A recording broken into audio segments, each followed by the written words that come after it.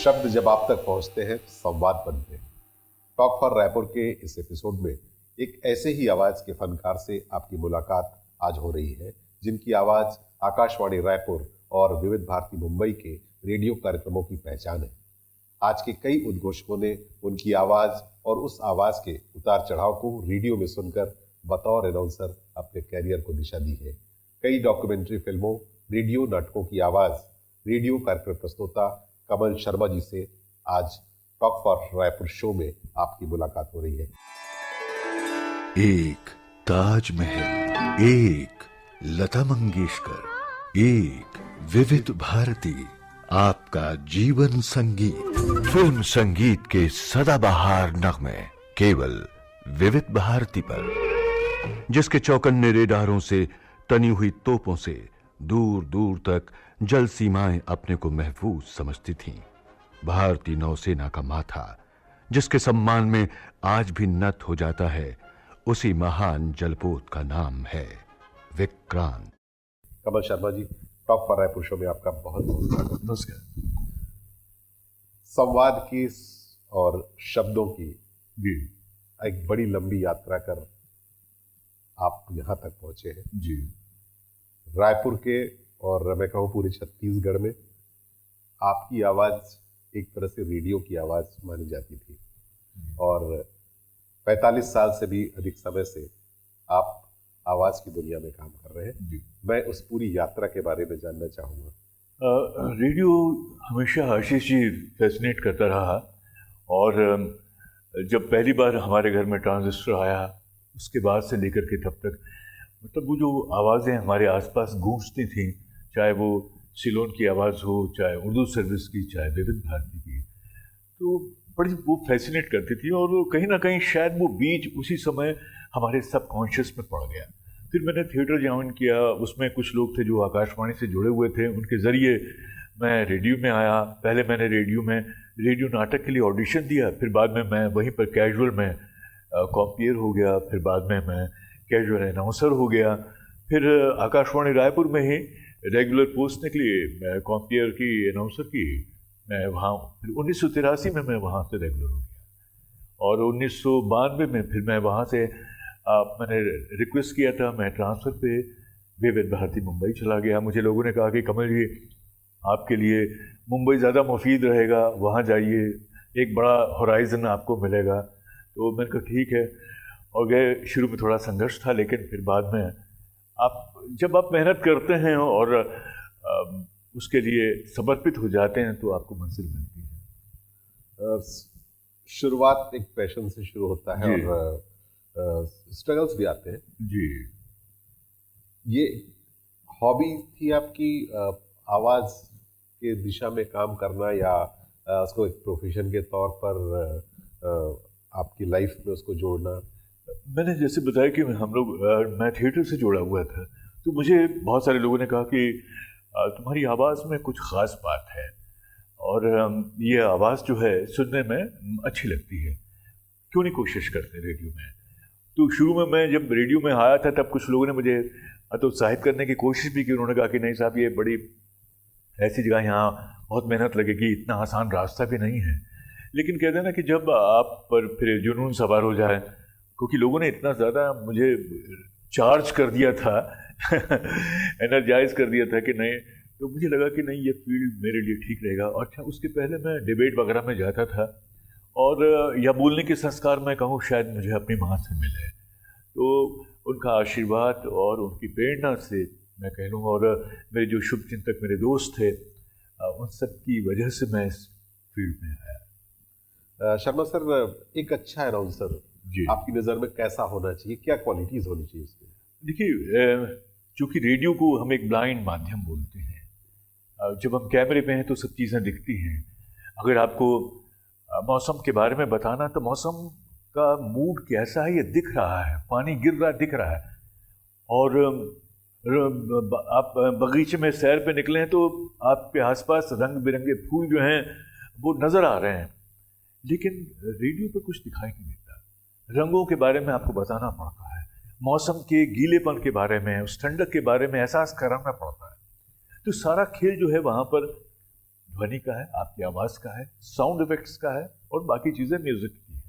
तो इसीलिए मुझे लगता है कि रेडियो का माध्यम ज़्यादा चैलेंजिंग है, क्योंकि हर चीज़ आपको उसका एहसास ऐसा कराना पड़ता है कि सुनने वालों को ये लगे कि वो वहाँ पहुँच गया है।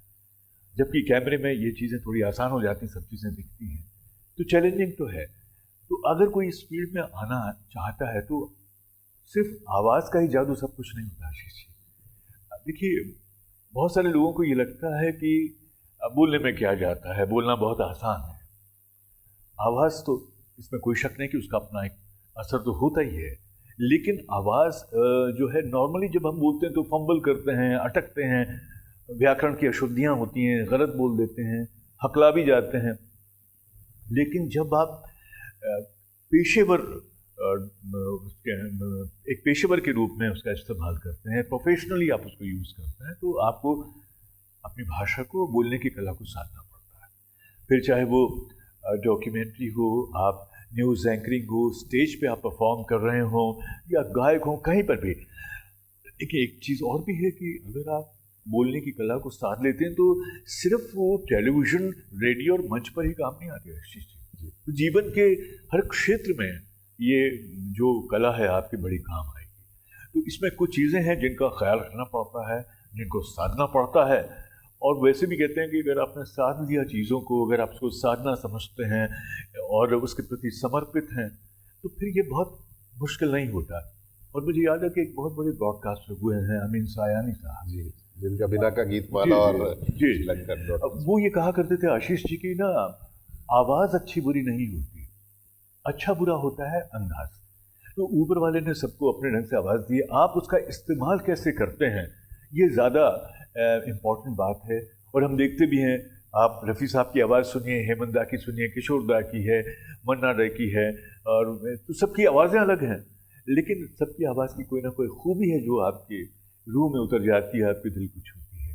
और इन सभी की आवाज़ को चाहने वाले भी उसी तरीके के मिलते हैं। वो किसी शायर ने कहा है ना, कब कौन सी बात कब कैसे कही जाती है, यदि सलीका ये हो तो हर बात सुनी जाती है।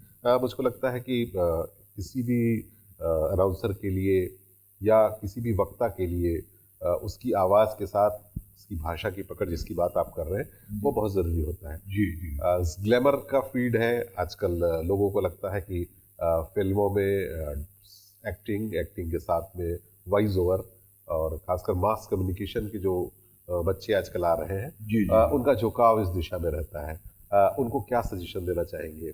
आशीष जी, आपने उसके पहले एक शेर सुना है, तो मैं भी शेर से ही अपनी बात कहना चाहूँगा। बशीर बद्र साहब का मशहूर शेर है कि उसके गले में खुदा की अजीब कुदरत है, वो बोलता है तो रोशनी सी रोशनी।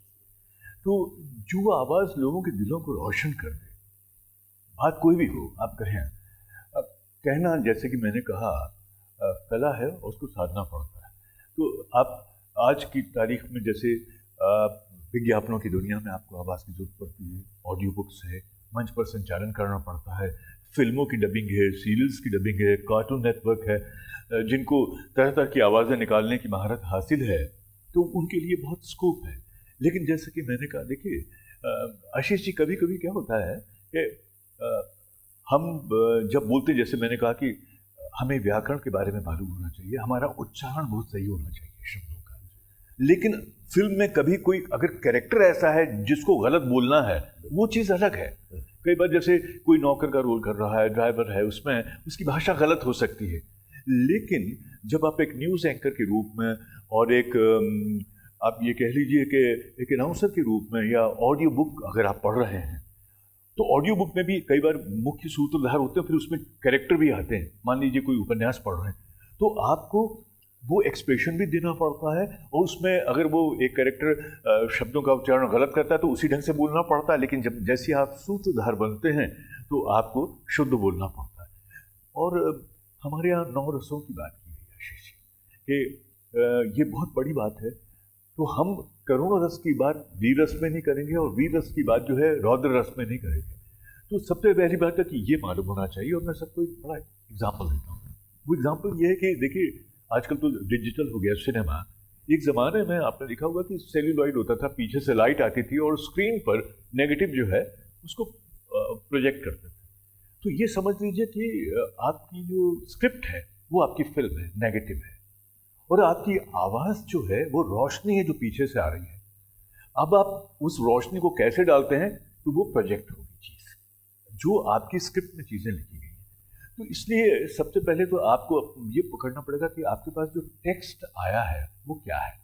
कई बार ये होता है कि साइंस की चीज़ें बड़ी ड्राइव होती हैं, और कई बार आपको भक्ति संगीत की बात करनी होती है तो उसमें फिर वैसी बात करनी पड़ती है, और जब वीर रस की बात होती है तो उसको फिर उस तरह से आपको बोलना पड़ता है। और आशीष जी, जीवन में हमारे शब्द जो हैं वो हमको पिटवा भी देते हैं और लोगों की आंखों में आंसू भी ले आते हैं। आपके बोलने का ढंग ऐसा होता है, और ये एक आर्ट होता है। तो मुझे लगता है कि अगर आपके पास में कहानी सुनाने की कला है, किसी भी चीज़ के बारे में बताने की कला है, तो आपको आवाज़ की दुनिया में ज़रूर आना चाहिए। और उसमें कुछ चीज़ें हैं जो सबको मालूम होनी चाहिए, जैसे प्रोजेक्शन क्या है, बहुत इंपॉर्टेंट है। आपकी आवाज़ का थ्रो कैसा है, आवाज़ की क्लैरिटी कैसी है, आपका प्रोनाउंसिएशन कैसा है, यानी उच्चारण कैसा है।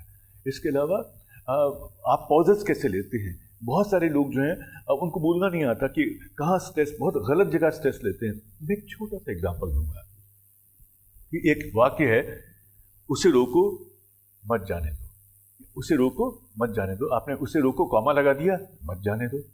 अब आपने मत के आगे कॉमा लगा दिया तो उसे रोको मत जाने दो। देखिए मतलब बदल गया।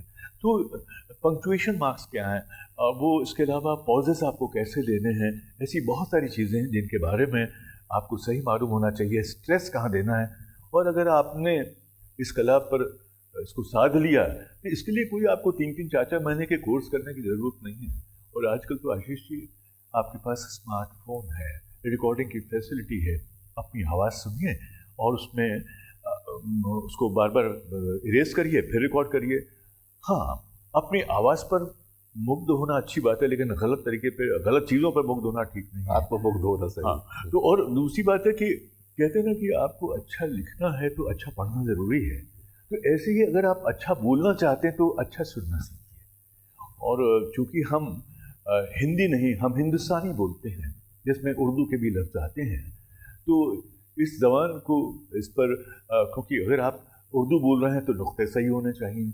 आपको कहाँ, अब कई लोग बोलते हैं कागज, तो वो कागज़ होता है, गज़ल बोलते हैं तो गज़ल है, तो नुक्ता कहाँ लगाना ये भी आपको मालूम होना चाहिए। और जैसे आप ये करेंगे तो अब देखिए उसमें एक ऐसी रवानी आएगी, ऐसी खूबसूरती आ जाएगी कि वो आपकी रूह में आपकी ज़बान उतरती चली जाएगी कानों के जरिए।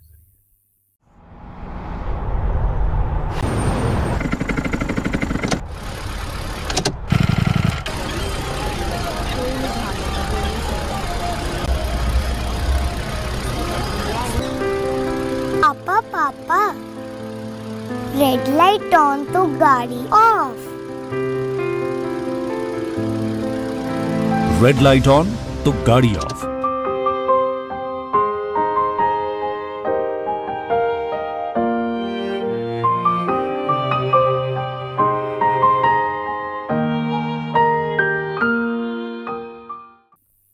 शर्मा सर, जिस दौर की बात मैं कर रहा हूँ, उस दौर में आप अमीन सयानी साहब, जिनका नाम आपने लिया है, ऐसे कई बड़े अनाउंसर हुआ करते थे जी, जिनको सिर्फ हम सुनकर अपनी भाषा की पकड़ को मजबूत किया करते थे। जी, क्या आपको नहीं लगता कि ये जो दौर है, जी, ठीक है, कम्युनिकेशन ब्लास्ट का स्टेज है, लेकिन जो क्वालिटी वाइज है, क्वालिटी वर्ड्स है, वो कहीं इस पूरी भीड़ में, सोशल मीडिया की इस बड़ी भीड़ में कहीं खो गए हैं? क्या आपको कभी ऐसा महसूस नहीं होता है? महसूस होता है, लेकिन उसके लिए बेचैनी भी होती है, छटपटाहट भी होती है। मुझे लगता है कि लोग जल्दी से रिजल्ट पाना चाहते हैं, सफल होना चाहते हैं, लेकिन सीखना नहीं चाहते। ये एकदम जो इंस्टेंट फूड जो होता है, उसको क्या बोलते हैं, जंक फूड की तरह रेडीमेड चीज़ें आ गई। और लेकिन जब आप घर में खाना बनाते हैं तो दुनिया भर के इंग्रेडिएंट्स डालते हैं, उसमें खूब उसकी मेहनत करते हैं, उसको एक टेम्परेचर, ख़ास टेम्परेचर पे उसको आप गर्म करते हैं, पकाते हैं, उसमें फिर कौन सा मसाला कब डालना है। तो ऐसे ही जब आप बोलते हैं तो उसमें आपको ये सारी चीज़ों का बड़ा ध्यान रखना पड़ता है। और देखिए, भीड़ में, क्योंकि सोशल मीडिया में भीड़ है, यूट्यूब पे भी बहुत भीड़ है, उसमें कचरा भी बहुत कचरा है। उस कचरे में अगर आपको मुस्कुराना है, खिलखिलाना है और आपको अपनी सुगंध फैलानी है, आप चाहते हैं कि लोगों का ध्यान आपकी तरफ जाए और वहाँ रुकें, तो इसके लिए मेहनत करनी होगी।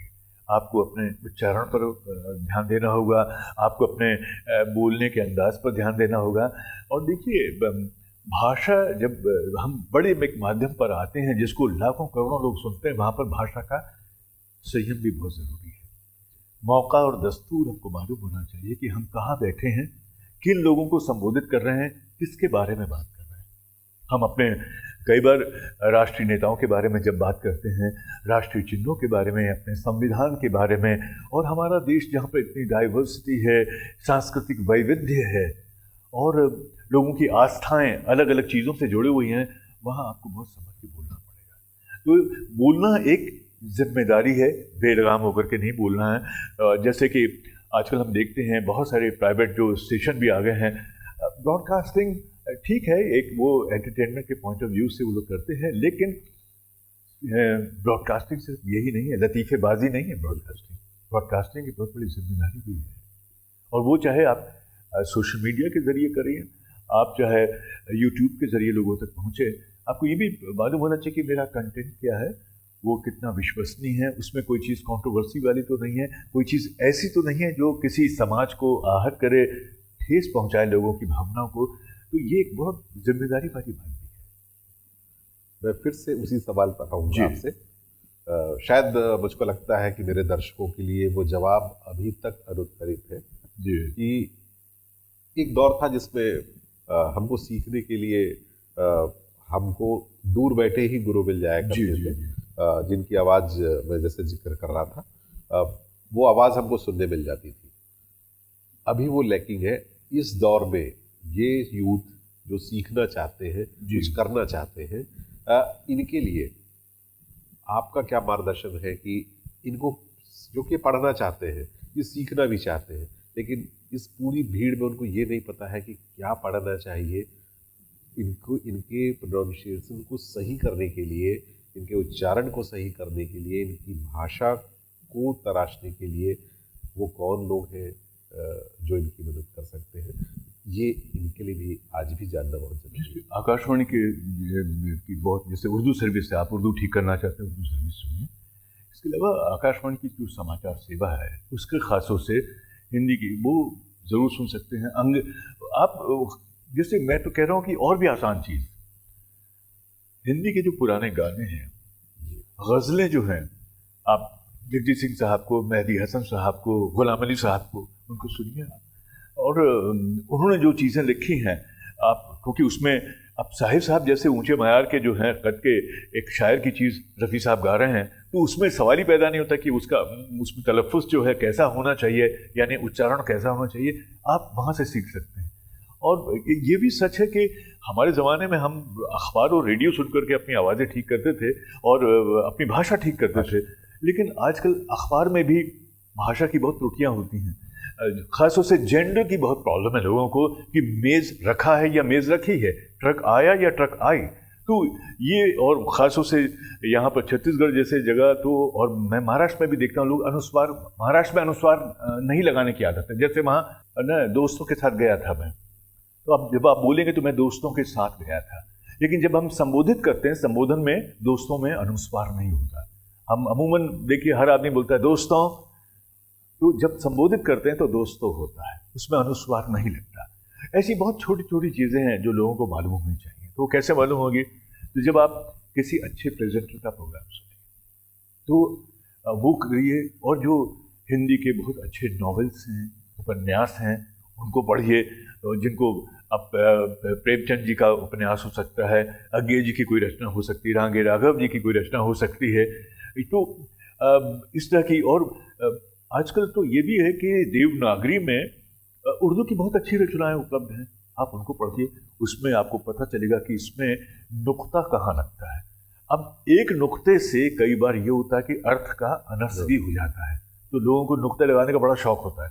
तो ये, और मैंने जैसे कि कहा कि हम जिस हिंदी की बात करते हैं वो हिंदुस्तानी है, तो उसमें आपको हिंदी और उर्दू के बारे में सही मालूम होना चाहिए। और पुरानी रिकॉर्डिंग आजकल तो यूट्यूब पर ऐसे दिग्गज जो हैं, जैसे हमने बताया कि अमीन सायानी साहब की रिकॉर्डिंग है, और मैं जिनसे बहुत ज़्यादा मुतासिर रहा और जिनको मैं अपने गुरु जैसा माना, जिनकी आवाज़ सुन करके मुझे सीखने के लिए प्रेरणा मिली, वो हैं, उनका नाम है ब्रिजभूषण नेहरू। एक ज़माने में आवाज़ की दुनिया के, ख़ासतौर से विज्ञापन जगत की एक बड़ी मशहूर आवाज़ रहे हैं वो। तो कहीं से भी ऐसे लोगों की रिकॉर्डिंग जो आपको मिले, नहीं मिले तो जैसे कि मैंने कहा, आप जगजीत सिंह साहब की गज़ल सुन लीजिए तो आपको समझ में आएगा। लता जी, उनका तलफ़्फ़ुज़, रफ़ी साहब को सुनिए, मुकेश को, ये तो क्योंकि उससे आपका मनोरंजन तो होगा ही, आपको सीखने को भी मिलेगा। बाकी लोग क्या है, सिर्फ मनोरंजन के लिए सुनते हैं। आप उसको ये सोचिए कि ये मेरा सबक है, इससे मुझे कुछ सीखना है, तो गौर से सुनिए। जो भी सुने, जो भी पढ़े, जी, वो अच्छा पढ़े, बिल्कुल। अच्छा सुने। रेडियो को एक माध्यम के तौर पर किस तरीके से देखते हैं?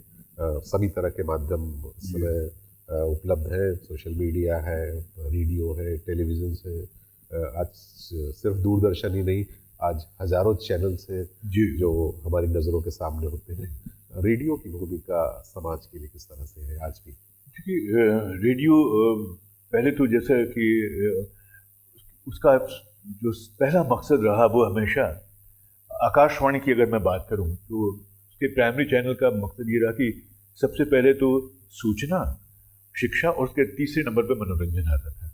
लेकिन उसका जो प्रीमियम चैनल है विविध भारती, उसमें मनोरंजन जो है हमेशा प्राथमिकता पे रहा। आजकल कम्युनिटी रेडियो का ज़माना है, सामुदायिक रेडियो का, जो अपनी ज़रूरतों के हिसाब से एक छोटे से दायरे के लिए वो एक बहुत बड़ी महत्वपूर्ण भूमिका निभा रहे हैं।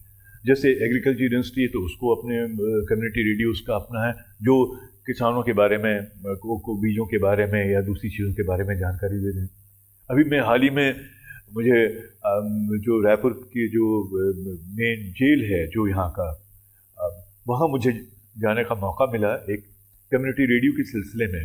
तो वो उसमें ट्रांसमिट तो नहीं करते, वो वायर्ड है, तो उसमें उन्होंने स्पीकर लगा रखे हैं और वो वायर के ज़रिए उसको जोड़ के रखा है, और कुछ जो वहाँ के जो कैदी हैं वही अपने कैदियों साथियों के लिए कार्यक्रम करते हैं। तो उसमें सूचनाएं भी होती हैं, मनोरंजन भी होता है, उसमें प्रवचन भी हैं, प्रेरक उसमें प्रसंग भी होते हैं।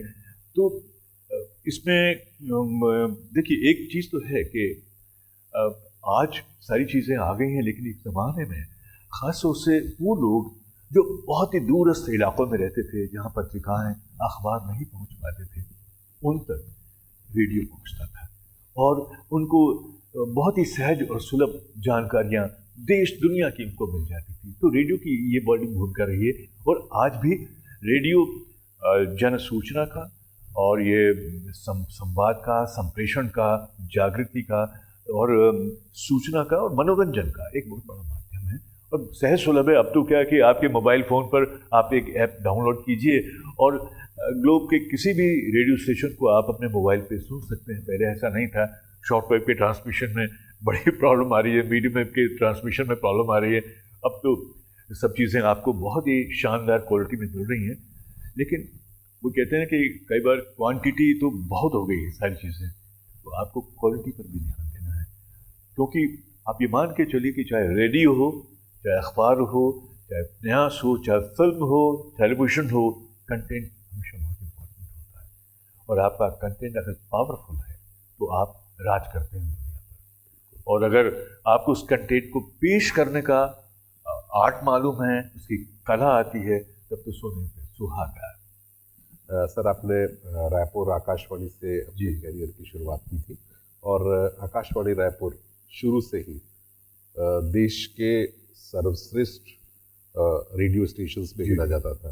और न सिर्फ देश के रेडियो स्टेशंस पे, बल्कि यदि मैं गलत नहीं हूँ तो उस समय जो सबसे बड़ी समाचार के लिए जो रेडियो चैनल आकाशवाणी का जो रेडियो चैनल जो गिना जाता था बीबीसी लंदन, जी जी बीबीसी लंदन से भी उसकी तुलना होती थी। जी। तो कैसा देखते हैं आकाशवाणी रायपुर के उस दौर से आज तक का, क्योंकि आप खुद रायपुर के रहने वाले ये हैं। बात तो सही है, और हम लोग बड़ा गौरव महसूस करते थे कि एक ऐसी सर्विस है, और उस जमाने में हम लोगों ने जिसको कहते हैं ना कि रिवोल्यूशनरी ब्रॉडकास्टिंग की।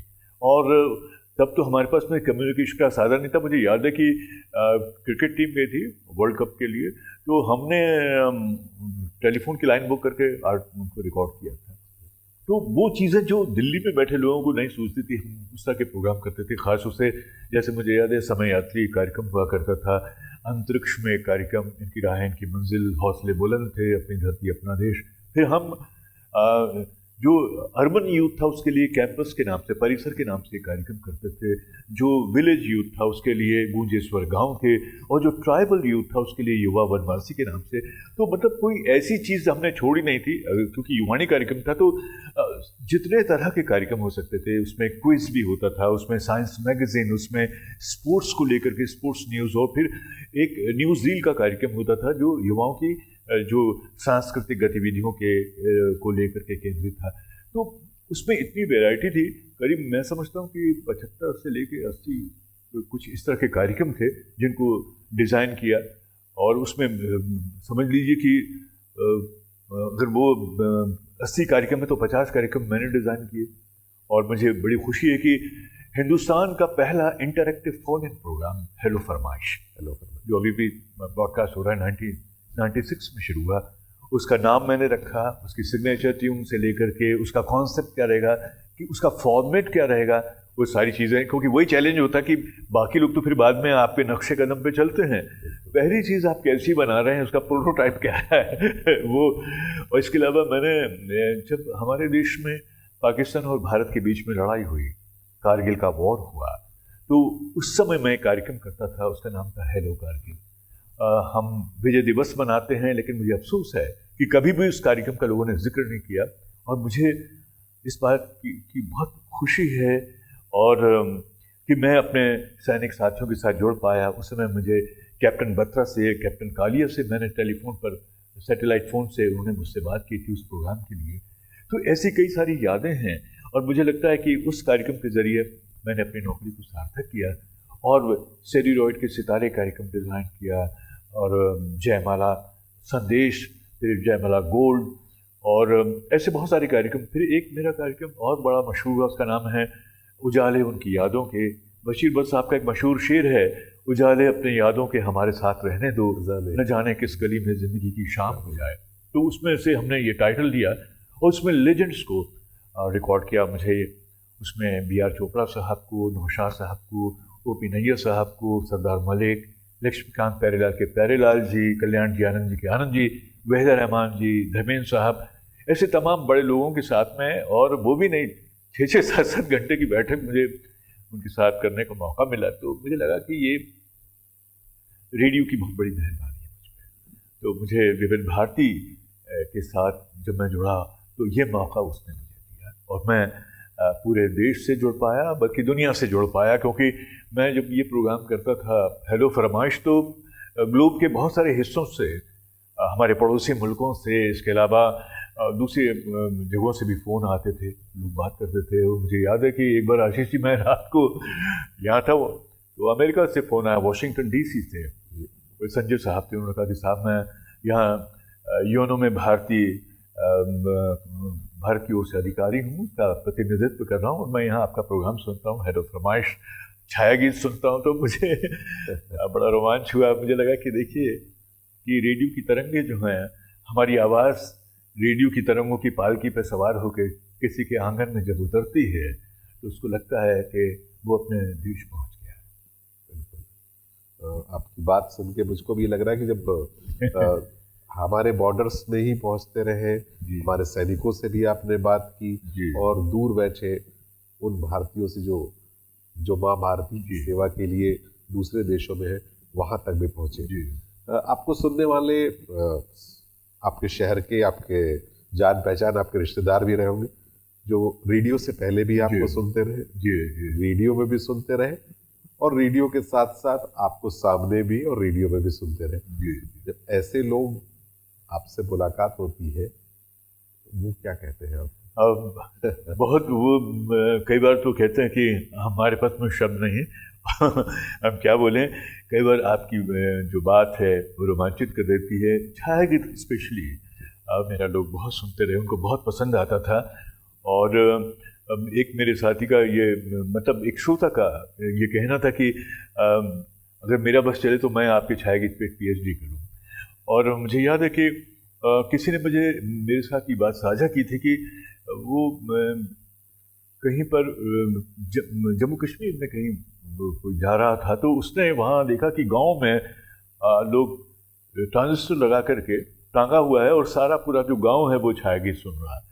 तो हम तो स्टूडियो में बैठ करके, एक ऐसी स्टूडियो में बैठ करके पूरी दुनिया से जोड़ते हैं, लेकिन जब वो इस तरह से बात करते थे तो बड़ा अच्छा लगता था। और मुझे खुशी है कि ऐसे बहुत सारे फिल्म के लोग भी, हम ये सोचते थे कि जैसे अपने मनोरंजन के लिए हम उनकी फिल्में देखते हैं, जब उन्होंने कहा कि साहब हम अपने मनोरंजन के लिए आपका प्रोग्राम सुनते हैं, तो मुझे बड़ी हैरानी भी हुई।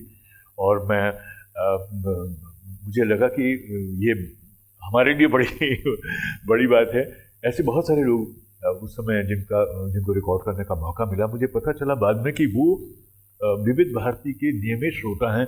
उसमें विजेता पंडित जी, उनका पूरा परिवार, सुलक्षणा पंडित जी, फिर मुझे ऋषि कपूर साहब से बात करने का मौका मिला। उन्होंने कहा कि मैं बहुत सुनता हूँ विविध भारती। और प्यारेलाल जी, उनकी पत्नी जो हैं विविध भारती की नियमित श्रोता हैं। ऐसे और भी बहुत सारे लोग हैं जो कहते थे कि नहीं, जो विविध भारती है और ख़ासतौर से आकाशवाणी के दूसरे जो केंद्र हैं, कभी हमारे बहुत ज़रूरी हिस्सा रहे हमारी ज़िंदगी का। और एक बार और भी बहुत सारे लोगों ने बताई कि बहुत सारे लोग जो नेशनल स्कूल ऑफ ड्रामा से निकले और वो कहते थे कि हमने आकाशवाणी के नाटकों में काम किया।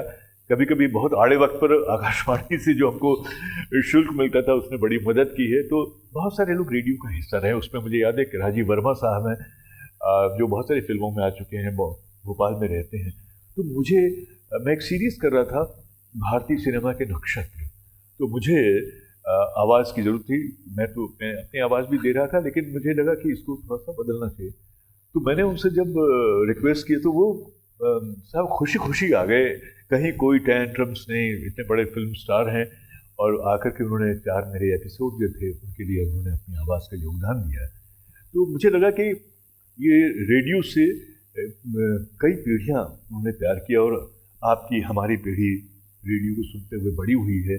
और अब रेडियो का स्वरूप लेकिन ज़रूर बदल गया, लेकिन वो मोहब्बत नहीं बदली है। तो रेडियो से आज भी जुड़े हैं। हाँ, कार्यक्रमों का अंदाज बदल गया है, कार्यक्रमों का संगीत बदल गया है, सिनेमा बदल गया है, रेडियो का भी अंदाज से बयां बदल गया है, लेकिन रेडियो से लोगों की जो मोहब्बत है वो नहीं बदली। आज भी रेडियो और खासकर पुराने फिल्मी गाने जो हैं वो अतीत की ओर ले चलते हैं जी। और एक नॉस्टैल्जिक मोमेंट होता है कि जी। उन गानों को हम कॉलेज के दिनों में उनके साथ बैठ के सुना करते थे। आज वो गाने जब हम कार पे चल रहे हैं 40 के दशक 50 दशक बाद, वो गाने एक अद्भुत अनुभूति देते हैं। जी। वापस मैं फिर से एक सब्जेक्ट की तरफ आऊँ कि एक प्रोडक्शन, चाहे वो न्यूज़ प्रोडक्शन हो या कोई ड्रामा का प्रोडक्शन हो, इसकी पूरी प्रक्रिया किस तरीके से रहती है, क्या फॉलो करना चाहिए? क्योंकि बहुत सारे स्टूडेंट हैं जो थिएटर भी का शौक़ रखते हैं और वो जानना चाहते हैं कि एक कहानी लिखने से लेके उसको ड्रामा में कन्वर्ट करने तक किस तरह की क्या प्रोसेस फॉलो करना चाहिए, किन बातों को ध्यान रखना चाहिए? देखिए, नो डाउट, जैसे कि मैंने एक बीच में भी बातचीत में कहा था कि कंटेंट किंग होता है, लेकिन उसको अगर आप फिल्म में पेश कर रहे हैं तो उसका लेखन अलग होगा। रेडियो में लेके आ रहे हैं तो रेडियो का लेखन अलग होगा। जैसे कि मैंने बताया, रेडियो ब्लाइंड माध्यम है, तो बहुत सारी चीज़ें आपको बोल के बतानी पड़ती हैं। अगर एक कैरेक्टर आ रहा है तो वो बताएगा, अच्छा अरे तुमने ये जो नीली शर्ट पहनी बड़ी अच्छी है, तब सुनने वाले को लगेगा कि अच्छा नीली शर्ट पहनी हुई है। जैसे वो कैरेक्टर एक आएगा रेडियो पर, अगर एक नाटक कर रहा है तो वो उस तरह की आवाज़ निकालेगा, वो ठंड लग रही है, कहाँ से आ रहे हो, भीग गए, अरे तुम तो पूरा भीग गए हो। एक कैरेक्टर दूसरे को बोलेगा तो सुनने वाले को ये लगेगा अच्छा ये बारिश में भीग कर आया।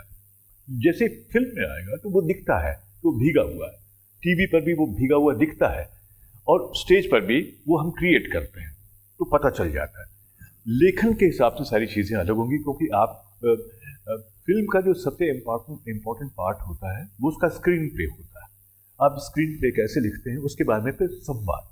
तो मुझे लगता है कि सिनेमा चूंकि वो कैमरे का माध्यम है, तो वहाँ शब्दों की ज़्यादा ज़रूरत नहीं है। वहाँ एक सीन जो है वो सब कुछ कह देता है। आपको अगर एक मान लीजिए एक सीन के बारे में बात करनी है कुदरत के, तो आपको बताना पड़ेगा कि यहाँ हरियाली है, पहाड़ हैं, बर्फ से ढके हैं, नदी है।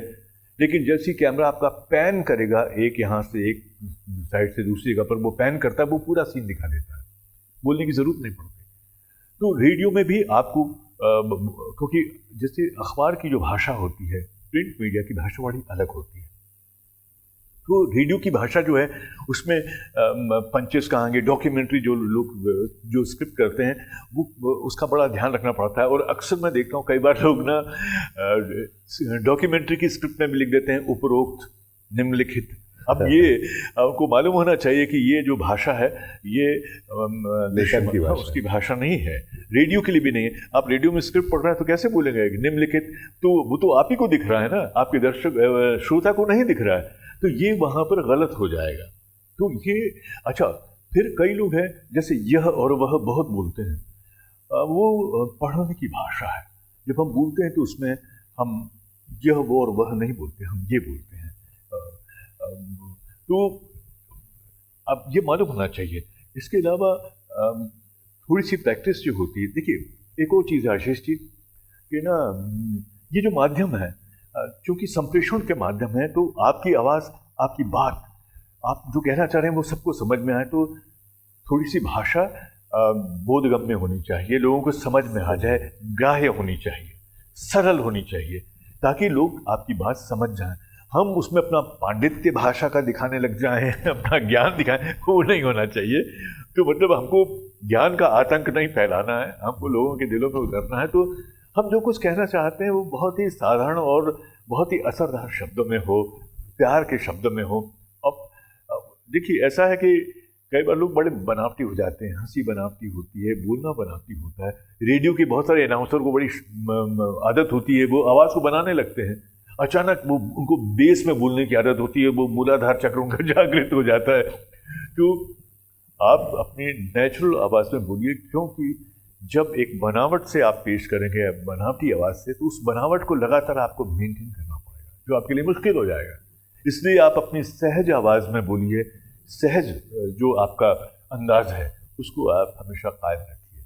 और जैसे कि मैंने कहा, ये बेसिक फर्क है। तो स्क्रिप्ट जो है वो इन माध्यमों के हिसाब से होनी चाहिए। और कई बार हम देखते हैं कि न्यूज़ में देखिए बहुत ज़्यादा लोग चिल्लाने लगते हैं, ऐसे लग रहा है कि जैसे वो बस स्टैंड में सुरमा बेच रहे हैं। ऐसा थोड़ी होता है। आप क्यों चिल्ला रहे हैं, अनावश्यक क्यों चिल्ला रहे हैं? जब आप पैनल डिस्कशन में देखते हैं लोग इतना ज़्यादा जोर जोर से चिल्लाने लगते हैं, तो एक समय के बाद में आपको ऊब होने लगती है।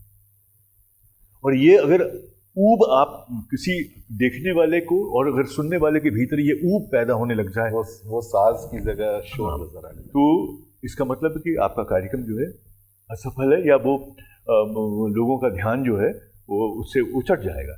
तो ये आपकी हार है एक कार्यक्रम निर्माता के रूप में।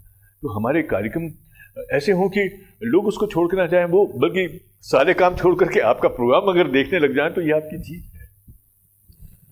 किसी भी कार्यक्रम की एक्सेप्टेबिलिटी जी, लोगों को पसंद का, वो ये पसंदीदा कार्यक्रम बनेगा या उस तरह का लेखन हो कि लोगों को वो लेखन या वो नाट्य जो आप प्रस्तुत करने वाले हैं जी, वो पसंदीदा हो, ये या उनकी अभिरुचि से जुड़ा हुआ हो। ये कैसे एक लेखक जज करता है कि ये जो चीज़ें हैं वो लोगों को बात पसंद आएगी या ये चीज़ें शायद लोगों को बिल्कुल भी पसंद नहीं आएगी। मैं इस साथ में एक जरूर जोड़ना चाहूँगा। एक दौर में मेरा नाम जोकर एक मशहूर फिल्म आई थी राज कपूर साहब की। उसके बारे में कहा जाता है कि जब वो पहली बार जब वो फिल्म आई वो सुपर फ्लॉप थी, और जब एक अंतराल के बाद वो फिल्म आई वो सुपर हिट थी। एक ही फिल्म, वही स्क्रिप्ट, वही लोग, एक दौर में वो फ्लॉप फिल्मों में आ जाती है और दूसरे ही दौर में वो सुपरहिट फिल्मों में आ जाती है। ये टेस्ट कैसे बदलता है? देखिए, कई बार कहता हूँ कि ना, एक तो होता है चलन होता है, दो चीज़ें और मैं कहूँगा कि एक तो क्लास होता है और एक मास होता है। जो चीज़ें मास को अपील करती हैं वो पॉपुलर हो जाती हैं। कई बार वो ये ज़रूरी नहीं होता कि वो बहुत अच्छी हो। देखिए, ऐसे बहुत सारे लेखक हैं जो बेस्ट सेलर्स हैं, आप उनका उपन्यास पढ़ते हैं फिर भूल जाते हैं। ऐसे बहुत सारे सस्ते जासूसी उपन्यास और इस तरह की चीज़ें आती हैं। तो वो जो लेखक इस तरह के होते हैं वो आपके लिए लिखते हैं। लेकिन प्रेमचंद ने या रविन्द्रनाथ टैगोर ने आपसे या गोरकी ने आपसे पूछ के कभी नहीं लिखा। तो जब आपको अच्छी चीज़ की तलाश करनी होती तो आप लेखक के स्तर पे जाते हैं, और जब लेखक को बिकना होता है तो वो पाठक के स्तर पे आके समझौता करता है। ये बड़ी बात आपने। तो ऐसे ही हर चीज़ है। और कई बार क्या होता है कि चीज़ें अपने समय से पहले बन जाती हैं। जैसे मैं कागज़ के फूल की भी बात करूँगा या मेरा नाम जोकर की, एक संवेदनशील जो बहुत विषय है। कई बार ज़्यादातर जो हमारे यहाँ एक समय ऐसा होता है कि दर्शक सोचते हैं कि वो सिर्फ फिल्म पे उन्होंने पैसे खर्च किए तो उनको पूरा भरपूर मनोरंजन मिले। तो मनोरंजन के वो तमाम मसाले वो खोजते हैं, और जब नहीं मिलते तो वो उसको रिजेक्ट भी कर देते हैं। लेकिन धीरे धीरे ये होता है कि मास के लेवल पे कई बार क्या होता है कि वो माहौल बनने लगता है।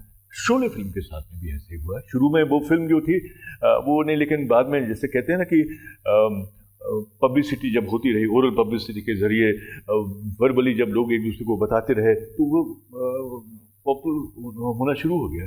लेकिन अब मुझे लगता है कि संकट नहीं, क्योंकि अब तो दिक्कत ये है कि सोशल मीडिया पे फ़ौरन चीज़ें आ जाती हैं और फ़ौरन या तो एक्सेप्ट हो जाती हैं या रिजेक्ट हो जाती हैं। तो पर एक चीज़ है आशीष जी, कि जो चीज़ें अच्छी होती हैं, कालजयी होती हैं, वो बेशक अपने एक दौर में रिजेक्ट हो जाएं, लेकिन बाद में वो अमर तो रहती हैं, उनको लोग बार बार देखते हैं, और फिर कई बार उसकी नए सिरे से व्याख्या होती है। बहुत सारे जो लेखक हैं, पेंटर हैं, कवि हैं, उस समय उनकी कृतियों को लोगों ने नकार दिया था, लेकिन बाद में उन्होंने उसको सिर माथे से लगाया। तो ऐसा है। मैं गुरुदत्त साहब का भी एग्जाम्पल देना चाहूँगा। उनकी दो खासूस फिल्म है, कागज़ के फूल और प्यासा। कागज़ के फूल को लोगों ने रिजेक्ट कर दिया था, आज की तारीख में वो हिंदुस्तान की क्या वर्ल्ड की बेस्ट फिल्मों में गिनी जाती है। तो ऐसा होता है। आखिरी सवाल की तरफ मैं अब आगे बढ़ रहा हूँ।